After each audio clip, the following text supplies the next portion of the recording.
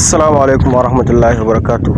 Idan har dai kai matsalar ka shine samun subscribers da kuma view a cikin YouTube channel ɗinka, to wannan bidiyon naka ne.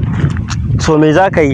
Abinda za ka yi shine ka danna mana subscribing button, sannan kuma ka danna alamar notification button, ka yi liking, ka yi comment, kuma ka yi sharing saboda waɗansu masu amfana. Idan dai har kana da buƙatar samun views, kana da buƙatar samun like da kuma subscribers, so wannan bidiyon naka ne. Me za ka yi? Kawai bayan kai abin da na ce, so sai ka tsaya ka bi mu daga farkon bidiyon na har ƙarshe. Kar ka yi skipping, kuma kar ka tara kowane mode da ka gani. Ka bar bidiyon ɗin ka kalle shi daga farko har zuwa ƙarshe. Insha Allah za ka samu subscriber fiye da yadda kake tsammani. Idan damuwarka shine ka samu subscriber guda 1000 a rana, to za ka samu ta hanyar wannan method ɗin da zan koya muku yanzu na insha Allah. Abin da nake buƙata da kai kawai ka yi subscribing, sannan kuma ka yi liking, ka yi sharing, ka yi kuma commenting bayan ka riga kalla bidiyon ɗin, sai ka yi bayani abin da ya shige maka duhu. Insha Allah zan responding ba tare da bata lokaci ba. So idan farkon zuwan ka kenan wannan channel din, sai kai subscribing, sa'annan kuma kai commenting, kai sharing, kai liking kamar yadda na riga na faɗa.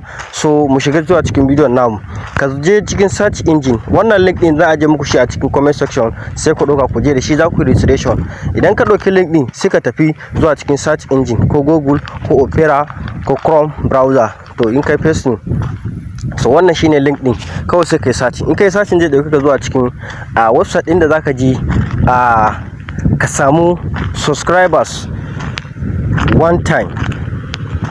So immediately ka yi searching, za ka gani gashi ya zo nan ya bude maka. So yanzu me za ka yi? Ka gane inda aka ce name din nan, to sai ka zo sai ka saka sunanka. Misali wani suna nake son saka? Misali san ce Hamisu Yakubu misali. So ga sunan da nake son sa, gashi na saka nan. Kuma sai ka zo ka zabi email address, valid email address. Email address inda ka sai na aiki shi zaka saka nan, ba email address inda baya aiki ba. To sai ka gangaro nan inda aka ce password, sai ka saka password ɗinka. Password inda kake so ka saka, sai ka saka. Misali ni ga password ɗina. Sannan sai ka zo nan inda aka ce confirm password, sai ka zo ka sake saka irin wannan password din da ka sa nan, shi za ka sake saka nan, sai ka yi confirming kenan. So ni barin confirming na, so gashi na confirming na sake sawa.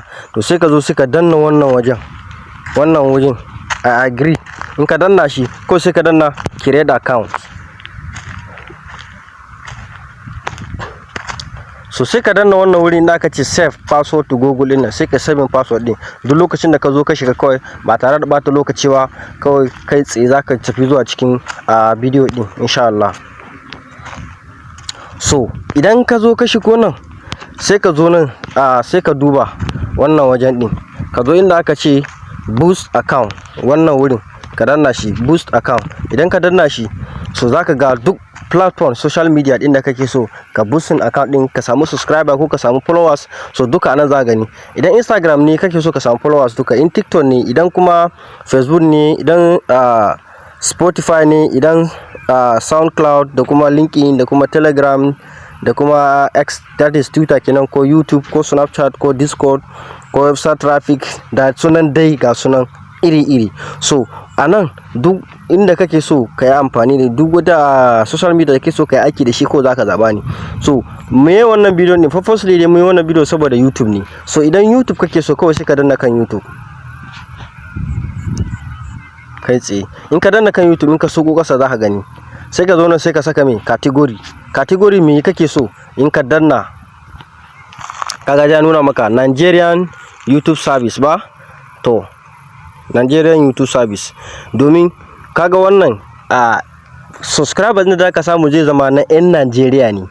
Kaga wannan yafi niboost.me, saboda wannan zai zaba maka followers din 'yan kasanku masu jin irin yaren da kake ji, saboda kai samun reach nan da nan, kaga ka tara views da kuma like da comment. To sai ka danna kan Nigerian YouTube service din nan. In ka danna zai sauka, sai ka zo select service. Me service, wani irin service kake so? So Nigeria YouTube comment kake so, gashi sun baka adadin mutanen da suke gashi nan. So sai ka zo Nigerian YouTube likes, Nigerian YouTube subscribers, Nigerian YouTube video comment, wanne kake so? Idan subscribers kake so sai ka danna wannan, idan like kake so, idan kuma comment kake so, duka ga sanan dai. To mu subscriber muke so, to sai mu danna na biyun nan.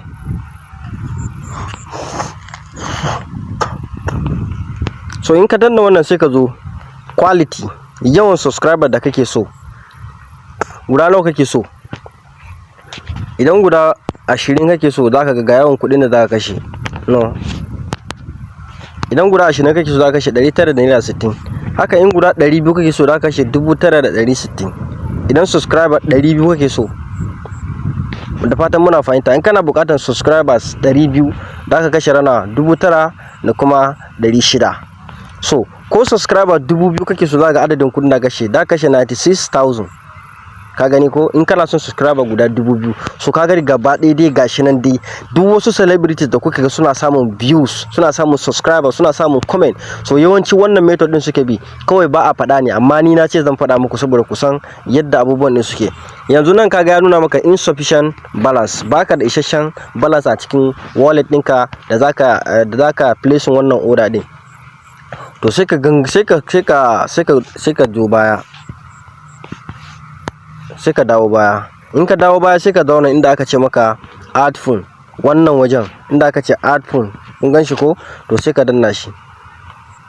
So in ka danna shi, so ka ga nan dai nuna maka mai minimum deposit 3,000. 3,000 shine minimum deposit din da zaka yi. Proceed to payment, to sai ka shiga nan inda aka ce proceed to payment. In ka danna shi,